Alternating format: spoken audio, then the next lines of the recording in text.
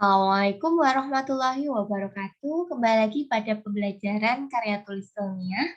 Pada video kali ini kita akan membahas tentang template karya tulis ilmiah yang biasanya digunakan untuk mengikuti lomba LKTI, baik nasional. Biasanya untuk nasional atau mungkin diselenggarakan oleh pihak penyelenggara. Untuk template sendiri, itu biasanya sudah ada disediakan di buku panduan, jadi kita tinggal mengikutinya. Jadi ini bukan panduan baku, tetapi ini secara garis besar untuk template yang bisa diikuti dan digunakan untuk menulis karya tulis ilmiah. Tentu saja kita akan membahas satu persatu untuk bagiannya. Nah, untuk yang pertama, itu pasti ada halaman judul. Untuk halaman judul sendiri, biasanya diminta untuk menuliskan ada contohnya untuk template-nya, jadi kita tinggal mengikuti. Kemudian kita menuliskan judul karya tulis ilmiah kita yang akan kita tulis. Nah, usahakan ya untuk judulnya itu bisa berbentuk segitiga terbalik. Itu teks penulisannya meskipun tidak baku ya. Itu saran aja dari admin. Kemudian setelah itu biasanya diminta untuk menyertakan logo sekolah ataupun logo lomba. Biasanya ada ketentuannya disusun oleh nama lengkap, bisa diikuti NSN maupun NIS. Nah, di sini kalau misalkan pribadi hanya satu orang bisa center, tapi kalau misalkan ada kelompok berarti dibuat nomor 1, 2, dan 3. Kemudian ada nama sekolah, alamat sekolah, kemudian tahunnya. Kemudian selanjutnya ada halaman pengesahan. Untuk halaman pengesahan sendiri juga biasanya ada formatnya tersendiri sesuai dengan panduan yang diikuti. Jadi tinggal diikuti. Nah, ini kenapa dibuat tabel? Alasannya adalah agar memudahkan kita dalam melakukan penulisan. Sehingga ketika kita langsung ingin menghilangkan bentuk tabelnya ya tidak masalah. Tinggal langsung dihilangkan untuk tabelnya. Nah, tetapi kita tidak kesulitan dalam melakukan penulisan ketika kita tidak membuat dalam bentuk tabel. Ini hanya sebuah saran. Kemudian untuk tanda tangan juga sama, kita memanfaatkan untuk tabel, jadi agar mempermudah kita dalam melakukan pengaturan, sehingga kita bisa lebih mudah mengatur tanda tangannya. Di sini ada tanda tangan untuk guru pendampingnya, kemudian ada ketua dari tim, kemudian ada tanda tangan dari wakil siswaan ataupun kepala sekolah, dan biasanya ada capnya ya kalau di sini. Selanjutnya, halaman tentang lembar orisinalitas. Nah, di sini biasanya ada judul karya tulis untuk nama penulisnya yang menyatakan bahwa ini karyanya orisinal, baru dibuat. Nah, ditandatangani biasanya oleh pembuatnya sendiri sama guru pembimbing atau bisa di sini wajib ya menyertakan adanya materai. Jadi harus ada materai. Kalau sekarang untuk materainya itu materai 50.000-an ya. Jadi nanti bisa di sini ditempelkan baru ditandatanganin. Untuk materainya di sebelah kiri ya, bukan di sebelah kanan. Jadi tempel di sebelah kiri, kemudian kita tanda tangan. Gitu. Selanjutnya ada kata pengantar. Untuk kata pengantar ini biasanya berisi ucapan terima kasih untuk pihak-pihak yang terlibat dan mendukung untuk tersedia karya tulis ini. Ada tempat tanggal dan bulan tahunnya. Kemudian di sini bukan peserta ya. Kalau di sini untuk kata pengantar itu biasanya adalah penulis. Jadi tolong diingat bahwa yang di-highlight adalah penulis, bukan pesertanya. Kemudian nama, salah satu aja biasanya ketuanya atau penulisnya. Lanjut, adalah daftar isi. Untuk daftar isi ini sudah pernah saya jelaskan ya di video sebelumnya bahwa untuk daftar isi itu bisa dibuat secara otomatis menggunakan bagian referensi ini. Tetapi di awal sudah melakukan setting terlebih dahulu. Bagaimana caranya bisa dilihat pada video pembelajaran sebelumnya. Jadi ketika kita ingin apabila halamannya berubah, kita tinggal melakukan pembaruan tabel nomor halamannya saja. Jadi otomatis akan berubah tanpa kita mengubah untuk judul-judulnya seperti itu. Nah, Selanjutnya untuk bagian setelah daftar isi, kita masuk ke daftar gambar, kemudian daftar tabel, dan daftar lampiran. Ketiga daftar ini biasanya bisa dilampirkan atau bisa tidak, karena memang kalau jika diperlukan, tidak masalah disertakan. Gitu. Dan penulisannya juga kami menggunakan tabel agar mempermudah saja. Jadi biasanya misalkan untuk gambar satu, gambar misalkan gambar bunga matahari. Nah, kemudian kita pakai manual ya kalau bagian sini, meskipun bisa nggak manual tapi manual saja. Kemudian tulis halaman, misalkan halaman 5 seperti itu. Seperti seterusnya untuk yang bagian daftar tabel, kemudian daftar lampiran. Selanjutnya ada bagian abstrak, ini bagian yang paling penting ya, biasanya dituju untuk dibaca. Nah, selain judul ya, judul itu biasanya harus dibuat menarik, kalau bisa judul itu harus singkatan, jadi biar penasaran untuk membacanya. Nah, di sini untuk bagian abstrak, nah untuk abstrak sendiri itu biasanya ada batasannya ya, ada Jumlahnya itu disesuaikan dengan panduan. Abstrak bisa tulis di tengah, huruf kapital, center dicetak tebal, dan biasanya untuk spasi di sini hanya satu. Terus juga ada kata kuncinya nanti. Maksimal biasanya 1 halaman. Untuk isinya apa aja? Ada tujuan penelitian, jenis penelitian, subjek penelitian, tempat penelitian, teknik pengumpulan data, teknik analisis data, dan hasil penelitian maupun implikasi. Tapi ini juga disesuaikan untuk template yang ada. Nah, kemudian masuki yang acara inti, di mana kita akan belajar ya menyusun bagaimana menyusun pendahuluan atau bab 1. Nah, apa saja sih bagiannya? Nah, di sini ada 4. Yang pertama adalah latar belakang. Nah, untuk latar belakang di sini silakan dibuat gambaran umum tentang topik yang akan diangkat menjadi penelitian. Jadi nanti untuk pemaparannya bisa dimulai dengan data terlebih dahulu. Kemudian baru mengkerucut dari data tersebut, oh fenomena itu benar nggak sih terjadi, misalkan kita melakukan di sekolahan, maka di sekolahan tertentu. Nah, kemudian setelah itu ada masalahnya, kemudian kalian menawarkan beberapa alternatif solusi untuk dipilih jadi penelitian. Nah, berangkat dari situ kita tarik yang paling bawah, kita baru menarik dari latar belakang yang kita sampaikan, baru ditarik tentang judul dari penelitian kita. Setelah itu kalian menentukan rumusan masalahnya. Jadi penelitian ini berupa penelitian kualitatif kah, kuantitatif, pengembangan atau tindakan maupun eksperimen. Nah, untuk rumusan masalah di sini jumlahnya harus sesuai ya. Kalau rumusan masalahnya itu 1, ya 1. Kemudian kalau tujuannya juga 1. Apabila rumusan masalahnya 2, ya tujuannya 2. Kemudian diikuti untuk manfaatnya, baik yang teoritis maupun praktis. Setelah menyusun bab 1, selanjutnya dilanjutkan menyusun bab 2, yaitu berupa tinjauan pustaka. Untuk isinya ini biasanya berisi kajian pustaka ya, jadi literatur-literatur yang digunakan untuk melakukan penelitian. Tentunya harus runtut, misalkan variabel yang kita ambil tentang permasalahan remaja, berarti ada permasalahan remaja yang kita paparkan di sini. Makanya kajian dibagi jadi 2, ada kajian pustaka dan penelitian yang relevan.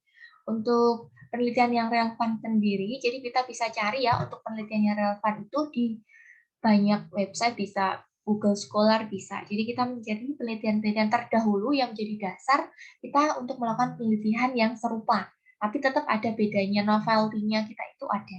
Tapi ini kita gunakan untuk mendukung penelitian yang akan kita laksanakan. Meskipun ya, untuk format tabelnya ini tidak baku ya, jadi nanti bisa disesuaikan. Dan ingat, kalau untuk format tabel dalam halaman itu tidak seperti ini bentuknya. Bentuknya harus hanya ada garis atas bawah, kemudian ada garis melintang saja.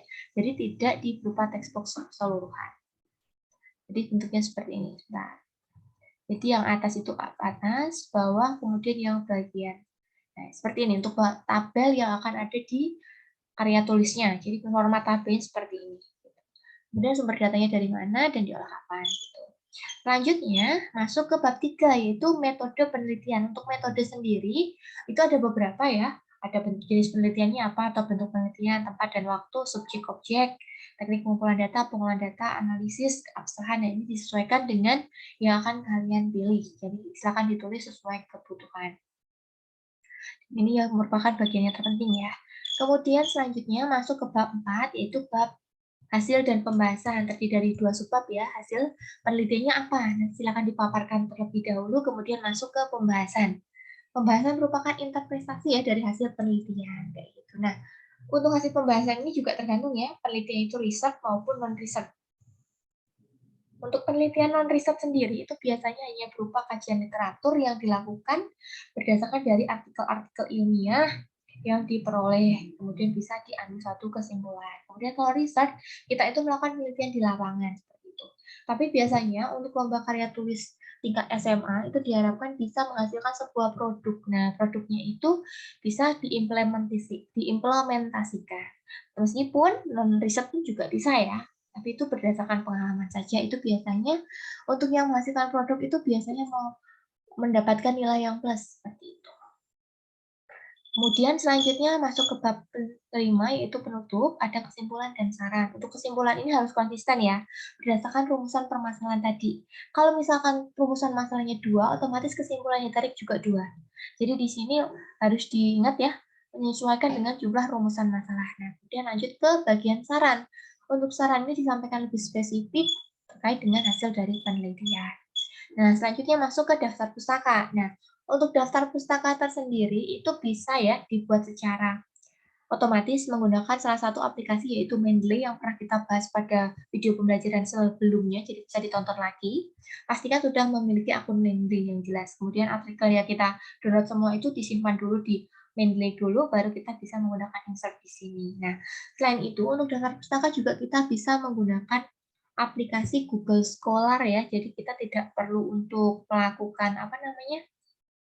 Tulis secara manual, kita juga bisa menggunakan aplikasi Google Scholar. Nah, bagaimana caranya? Coba ya saya praktekkan sebentar. Nah, di sini kita bisa masuk ke Google Scholar.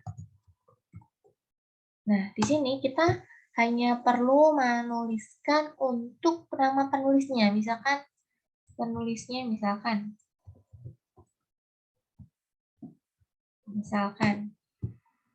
Nah, di sini sudah ada muncul nih. Nah, nama-namanya tinggal kita cari siapa yang kita tuju gitu.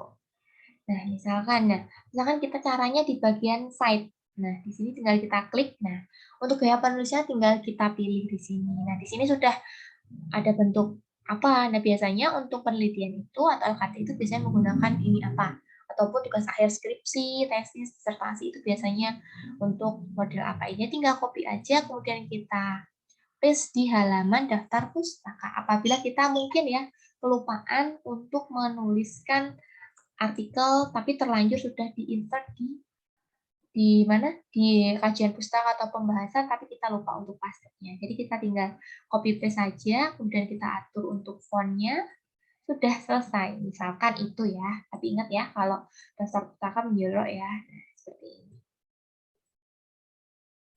Nah, bagaimana untuk menulis dari referensi yang lain? Nah, bagaimana caranya? Mari kita bahas satu persatu. Nah, yang pertama kita akan membahas bagaimana cara untuk menulis pustaka dari buku. Kalau dari buku jelas ya, sudah pernah dijelaskan bahwa ada nama penulis. Untuk nama penulisnya silakan dibalik terlebih dahulu. Misalkan namanya Ayu Perdanasari, berarti Perdanasari, A, titik, seperti itu. Kemudian tahunnya, judul bukunya, nah judul buku ini harus ditulis miring, dan setiap awal itu harus huruf kapital, kecuali kata tugas, kota terbit, kemudian nama penerbit. Nah, misalkan ini ya contohnya. Nah, ini misalkan. Kemudian lanjut, apabila kita mengambil pustaka dari artikel ilmiah dari jurnal. Nah, di sini yang jelas itu adalah nama penulisnya juga sama ya, penulisnya harus disingkat. Kemudian judul artikelnya, hurufnya biasa, tidak miring. Kata tugasnya, selain kata tugas itu harus kapital. Kemudian nama jurnalnya, yang ini yang perlu diingat. Untuk yang dicetak miring adalah nama jurnalnya. Nah, jadi yang dicetak miring itu adalah nama jurnalnya. Tempat artikel itu kalian dapat. Nah, kayak gitu. Berbeda ketika buku. Kalau buku yang miring adalah judul bukunya. Nah, itu. Kemudian setelah itu, nah ini contohnya, bisa dilihat ya. Nah, selanjutnya apabila kita ambil dari website ya. Nah, sebetulnya untuk pengambilan dari website sendiri kurang ya, kurang diizinkan, tapi kalau bisa dihindari gitu. Tapi kalau misalkan mau diambil dari website, silakan pilih website-website yang bereputasi. Misalkan dari kementerian, kemudian BPS, kemudian dari UNICEF, UNESCO, seperti itu. Nah, bagaimana cara penulisannya kalau kita ambil dari website? Tinggal namanya, tahunnya, kemudian judul artikel yang kita ambil, diperoleh tanggal berapa, dan alamat websitenya. Itu untuk penulisan apabila kita mengambil dari website. Seperti itu. Kemudian selanjutnya, nah, yang terakhir ada lampiran. Nah, lampiran di sini banyak, bisa instrumen penelitian, kemudian dokumentasi, kemudian biodata itu biasa juga diminta. Makanya pada video sebelumnya sudah kita bahas bagaimana untuk cara membuat biodata. Gitu, katakan lampiran. Berikut merupakan penjelasan mengenai template karya tulis yang bisa digunakan. Ingat ya, ini bukan baku, ini hanya bisa digunakan sebagai referensi untuk menulis karya tulis ilmiah. Karena setiap lomba itu memiliki panduan template-nya masing-masing. Jadi ketika ikut mengikuti lomba, silakan dipastikan dulu untuk panduannya terlebih dahulu. Apabila kesulitan, bisa tanya ke panitianya. Sekian, terima kasih. Semoga bermanfaat untuk penjelasan mengenai template karya tulis ilmiahnya. Bertemu pada video pembelajaran selanjutnya. Terima kasih. Wassalamualaikum warahmatullahi wabarakatuh.